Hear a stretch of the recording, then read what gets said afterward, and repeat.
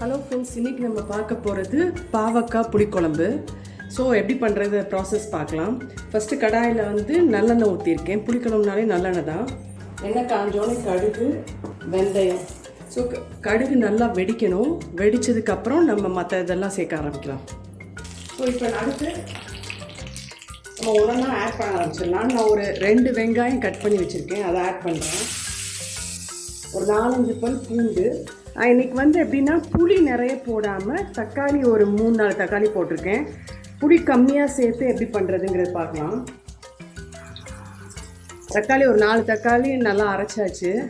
இதெல்லாம் வதங்கி இதையோட பாவக்காவையும் சேர்த்துட்டு எல்லாத்தையும் நல்லா வதக்கிடலாம். நம்ம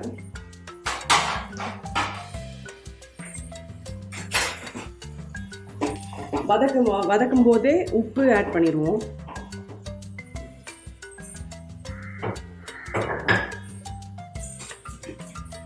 இது நல்லா வதங்கின பிறகு நெக்ஸ்ட் ப்ராசஸ் பார்க்கலாம். இப்போ பார்த்தீங்கன்னா பாவக்காய், தக்காளி, வெங்காயம் நல்லா வதங்கிடுச்சு.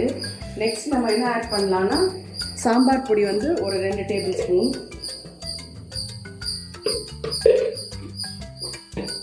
அப்புறம் வத்தப்பொடி. இது காஷ்மீரி சில்லி பவுடர் போட்டோன்னா நம்ம கலருக்கு பார்க்குறதுக்கு நல்லாயிருக்கும், அதனால் காஷ்மீரி சில்லி பவுடர். பெருங்காயம், அப்புறம் மஞ்சள் பொடி ஆட் பண்ணிவிட்டு நல்லா இந்த எண்ணெயில் அதை சாட் பண்ணிடலாம். ஸோ கலரும் நல்லாயிருக்கும் பார்க்குறதுக்கு. ஒரு 2 மினிட்ஸ் சாட் பண்ணால் போதும். சாட் பண்ணும்போது கண்டிப்பாக சிம்மில் தான் இருக்கணும் அடுப்பு.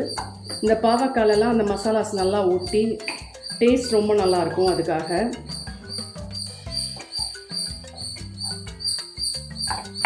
ஓகே. இப்போ நம்ம தண்ணி ஆட் பண்ணிடலாம்.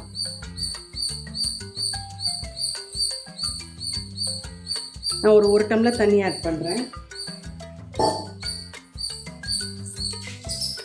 அதுக்கப்புறம் தக்காளியோட புளிப்பே நம்மளுக்கு இருக்குது. ஸோ புளி நான் ரொம்ப ஆட் பண்ண போகிறதில்ல, கொஞ்சமாக தான் ஆட் பண்ண போகிறேன்.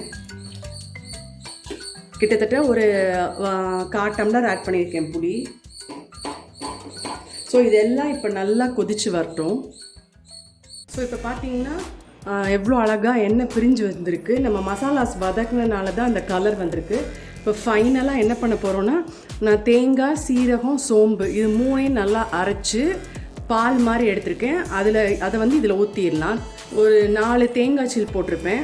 ஆக்சுவலாக இன்க்ரீடியன்ஸோட மெஷர்மெண்ட்டும் ரெசிப்பியும் டிஸ்கிரிப்ஷன் பாக்ஸில் இருக்கும். எதுதான் டவுட்னா நீங்கள் செக் பண்ணிக்கலாம். ஸோ இதை இப்போ ஆட் பண்ணிடலாம்.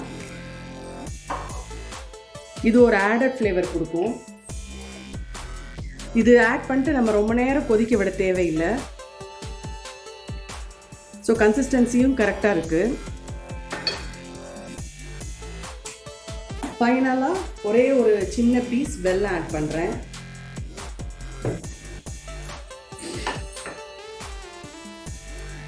ஒரு 2 மினிட்ஸ் கொதிச்சோடனே நம்ம குழம்பு ஆஃப் பண்ணிடலாம்.